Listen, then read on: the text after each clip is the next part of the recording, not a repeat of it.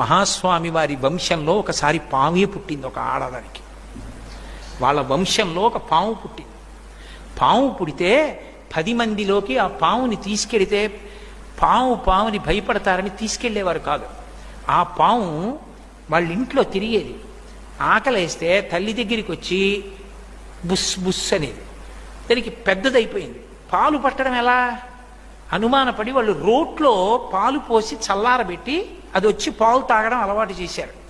తప్పనిసరి పరిస్థితుల్లో ఆవిడ ఓ పేరంటానికి వెళ్లాల్సి వచ్చింది. పక్క ఊరు ఇంట్లో ఉన్న వృద్ధురాలికి చెప్పింది, అమ్మా రోట్లో పాలు పోసి చల్లార పెట్టండి, ఆ పాము తాగుతుంది వచ్చని.